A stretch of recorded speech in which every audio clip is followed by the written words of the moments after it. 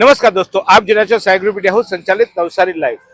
નવસારી મહાનગરપાલિકા હાલ વિવિધ વિકાસના કામો કરી રહી છે અને ખાસ કરીને વિવિધ વિસ્તારમાં રસ્તાઓ પહોળા કરવા, ડિમોલિશન કરવું અને વિવિધ સુવિધાઓ ઊભી કરવી તે માટે કામ કરી રહ્યું છે। ત્યારે આપ જે જોઈ રહ્યા છો, જે સ્થળે ઊભો છું એ વિરાવર ખાતે એટલે કે નવસારીથી વિરાવર રસ્તા પર જે જાય છે એ માર્ગ પર આ એક શૌચાલય બનાવવાની કામગીરી જાય છે।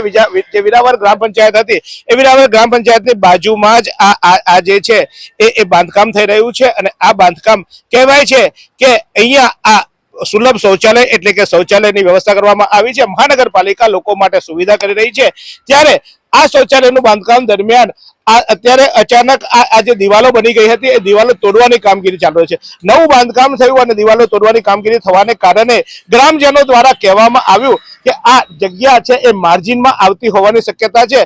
જો કે આ અંગે અહીંયા ઉપસ્થિત જે કોન્ટ્રાક્ટરોના માણસો છે એમનું કહેવું છે કે અહીંયા જે બાંધકામ થઈ રહ્યું છે ત્યારે કોન્ટ્રાક્ટમાં આ જે દિવાલની જે આપ જોઈ રહ્યા છો તો દિવાલમાં જે ઈંટો વપરાઈ છે એ ઈંટો રેડ ઈંટો એટલે કે માટીની ઈંટો વાપરવાની હતી, પરંતુ કોન્ટ્રાક્ટર દ્વારા ફ્લાય એશની ઈંટો વાપરવામાં આવી હોવાથી મહાનગરપાલિકા દ્વારા આ ઈંટો તોડવાની ઈંટો હટાવી અહીંયા લાલ ઈંટથી બાંધકામ કરવા માટે જણાવવામાં આવ્યું છે।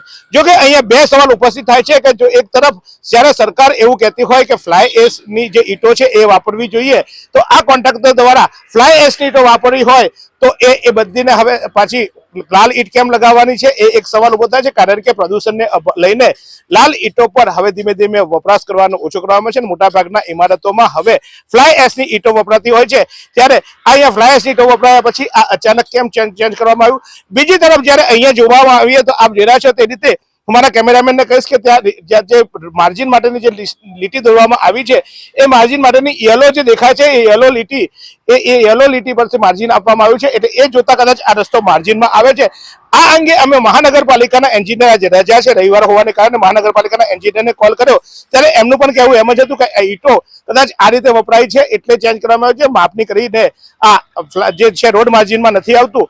કારણ જે પણ હોય તે, પરંતુ આ રીતે કામગીરી થઈ જાય, આટલી મોટી કામગીરી થઈ જાય ત્યારે મહાનગરપાલિકાના આટલા બધા અધિકારીઓ અહીંયા આવન જાવન કરતા હોય, અહીંયા રસ્તાનું કામ ચાલતું હોય ત્યારે બાજુમાં જ્યારે આ કોન્ટ્રાક્ટ થતો અહીંયા સાઇટ સુપરવાઇઝર મૂકવામાં આવ્યા હોય છે। સાઇટ સુપરવાઇઝર કરતો શું હતો કે આટલું બધું બાંધકામ થઈ ગયું ત્યાં સુધી એમને કોઈ પગલાં ન લીધા। અત્યારે નુકસાન કદાચ આ કોન્ટ્રાક્ટર પાસે વસૂલ કરવામાં આવશે, કોન્ટ્રાક્ટર એની રીતે કામ કરશે અથવા તો એની ઈંટો બધીને નવી ઈંટો લગાવશે અથવા તો જે કરશે તે ક્યાં તો કોન્ટ્રાક્ટરને નુકસાન થયું અથવા તો મહાનગરપાલિકાને નુકસાન થયું। પરંતુ જ્યારે કામ ચાલતું હોય ત્યારે એના ઉપર કામ યોગ્ય રીતે થાય છે કે કેમ? કારણ કે દરેક તબક્કે એક મોનિટરિંગ હોય છે, એટલે દરેક તબક્કે મોનિટરિંગ કરવાનું હોય છે કે આમાં મારે સ્લેબ ભરાયો તો સ્લેબમાં કેટલો સિમેન્ટ વપરાયો, ગુણવત્તા પ્રમાણે સ્લેબ ભરાયો કે કેમ, એ કામ મહાનગરપાલિકાના નિયુક્ત અધિકારીઓનું હોય છે। ત્યારે જ્યારે આટલું બધું બાંધકામ થઈ ગયું ત્યાં સુધી મહાનગરપાલિકાના નિયુક્ત અધિકારીઓ જે પણ હતા તે આવીને કેમ ચેક ન કર્યું અને પછી ચેક કર્યા પછી કેમ તોડ્યું? અને આ તોડવાને લઈને ગ્રામજનોમાં અત્યારે બહુ અલગ અલગ સવાલો ઉભા થયા છે। ત્યારે ચોક્કસ આજે ચર્ચા ઊભી થઈ છે કે કેમ તોડવામાં આવ્યું, એનું કારણ બે આપવામાં આવ્યા છે। એક લોકોનું કહેવું એમ છે કે માર્જિનમાં આવે છે, બીજા કોન્ટ્રાક્ટરનું કહેવું એમ છે કે અહીંયા લાલ ઈંટ વાપરવા નથી, એની જગ્યાએ ફ્લાય એશની વાપરી છે એટલે તોડીને હવે લાલ ઈંટથી બાંધકામ કરીશું। પરંતુ મહાનગરપાલિકાને કહેવાય કે પ્રથમ ગ્રાસે મક્ષિકા એમ હજુ શૌચાલય ઊભું નથી થયું અને એના પહેલા જ્યારે આ સમસ્યા ઊભી થઈ ત્યારે આ ચર્ચાનો વિષય બન્યો છે। આશા રાખીએ મહાનગરપાલિકાના અધિકારીઓ એસી ચેમ્બરમાં બેસવાને બદલે જ્યાં કામ ચાલતું હોય ત્યાં જાય, ત્યાં ચકાસે કયા પ્રકારે કામ થયું છે અને એ પ્રમાણે એના રિપોર્ટ કરે। આ તો ઠીક છે કે આ અત્યારે થઈ ગયું, આમાં પ્લાસ્ટર લાગી ગયું હોત અને કદાચ આમાં ગુણવત્તા જે મટીરિયલ વાપરવામાં મટીરિયલ હલકી કક્ષાનું હોતે તો શું કરતે?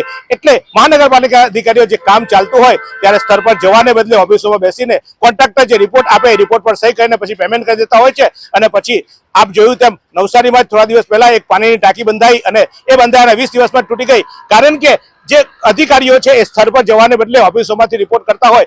ત્યારે હવે મહાનગરપાલિકાએ તો બહુ વિકાસના કામો કરોડોના કરી રહી છે, ત્યારે અધિકારીઓ ચેમ્બરોમાં બેસવાને બદલે જ્યાં કામ ચાલતું હોય ત્યાં સુપરવિઝન કરે અને એમાં ગુણવત્તાપૂર્વક કામ થતું છે કે કેમ, કોઈ ભૂલ થતી છે કે કેમ એ તાત્કાલિક જોઈ લે તો આવી શંકાની સોયો ઊભી ન થાય। આમાં હકીકત શું છે એ તો મહાનગરપાલિકાને કાલે જ્યારે ખુલશે ત્યારે પૂછીશું, પરંતુ હાલ તો આ ચર્ચાનો વિષય બન્યો છે એટલે તમારા સુધી પહોંચાડ્યો છે।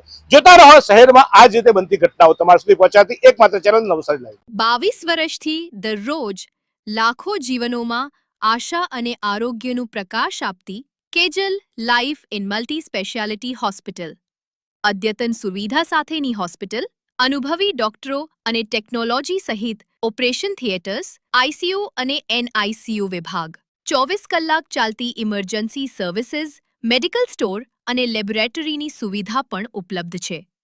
હોસ્પિટલ સેવાઓ જેમ કે ઓર્થોપેડિક વિભાગ, મગજ અને સ્પાઇન વિભાગ, યુરોલોજી અને હૃદય રોગ વિભાગ, જનરલ સર્જરી વિભાગ